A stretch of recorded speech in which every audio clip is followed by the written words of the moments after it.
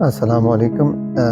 Here we are performing left radical nephrectomy for a tumor which is totally endophytic in a lady who is around 55 years of age, is diabetic, is hypertensive, and has had coronary angioplasty 3 years back.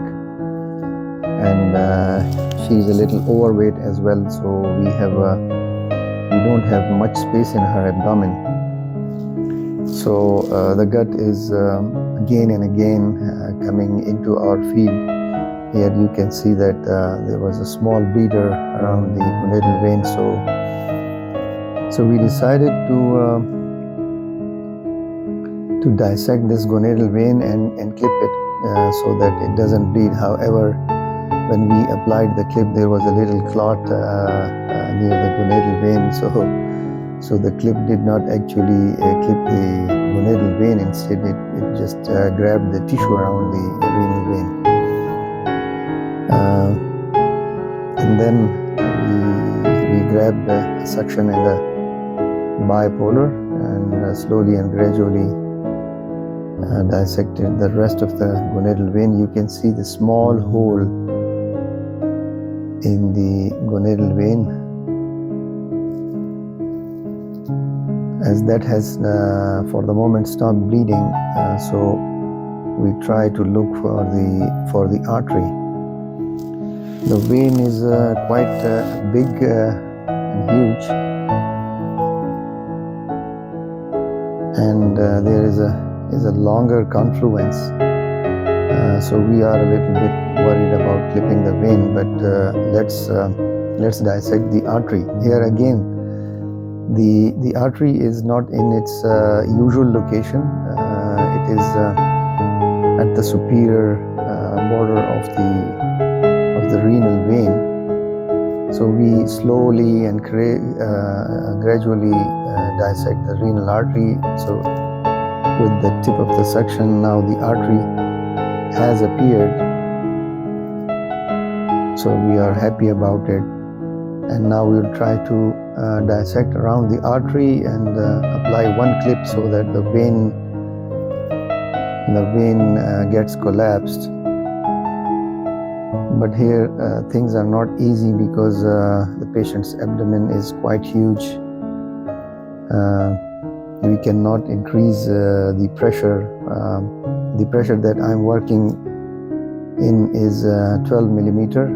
So if we increase the pressure, things may get easier as a bigger cavity will be created. But increasing the pressure from 12 to 14 or 16 can increase the chances of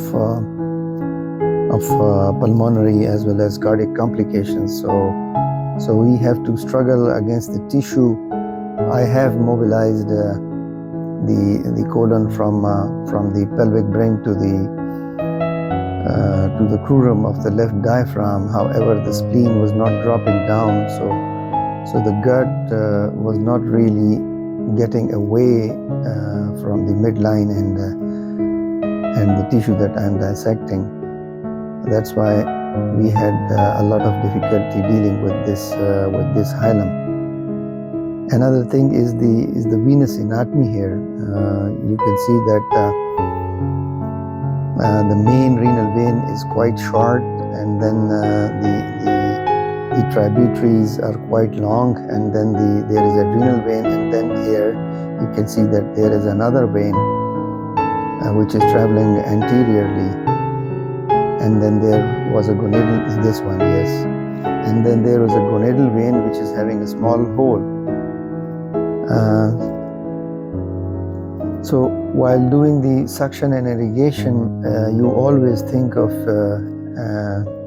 making new plans in order to modify your actions according to the circumstances. So here we have clipped this artery, and then we have decided to dissect the adrenal vein and the gonadal vein so as to gain some length. and we have clipped the adrenal vein here, but we will not cut it until it is required. And so next is the gonadal vein. So both the gonadal vein and adrenal vein are now clipped. We will cut them if we really need to cut them. So before cutting them and dividing them, we dissect the vein and see if we can apply clips. So we have planned to apply 2 or 3 clips on the main renal vein, and also apply individual clips on the longer tributaries. So let's see what happens. We grab the vein with the forceps and we try to make its diameter smaller so that the hemolog clip can get around it. And luckily this happened and we were able to clip. So application of one clip will also reduce the diameter of the vein, so the rest of the clips can be applied easily. So we applied 3 clips towards the major vessel, and then we applied 2 separate individual clips on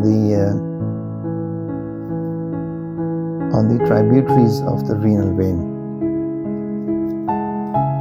So we divide both the tributaries and we have a very much beautifully secured proximal vein.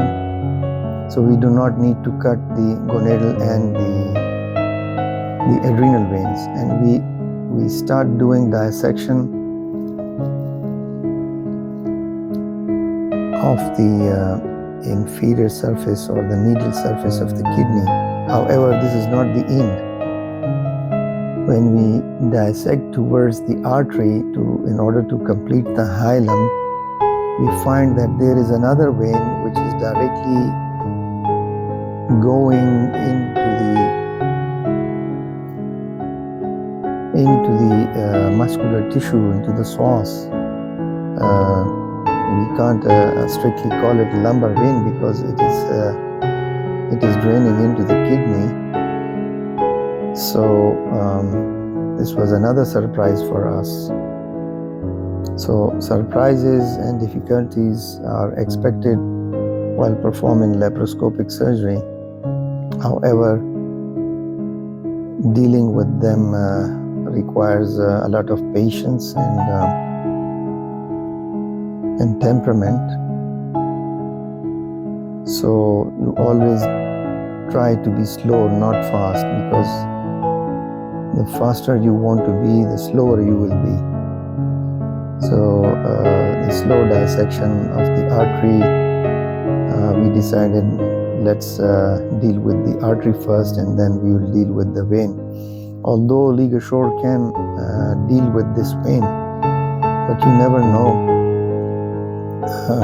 Veins can be tricky and may lead to bleed. So we decided not to do it with the ligashore. We decided to clip this vein and then properly divide it.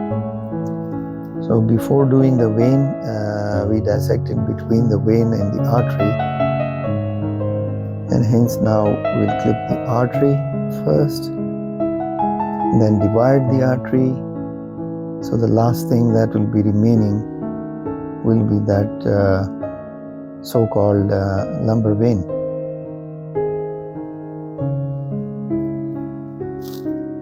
So we will plan to go around the artery with our right angle forceps, and once the right angle is around the vein, we will be able to apply 2 clips proximally, and then distally there is no need to apply any clip because all the vascular connections of the kidney have already been dealt with. So the dissection is now complete. It is now safe to apply the hemolog clips, and then we cut this vein. There is a little bit of retrograde bleed, but it's not significant.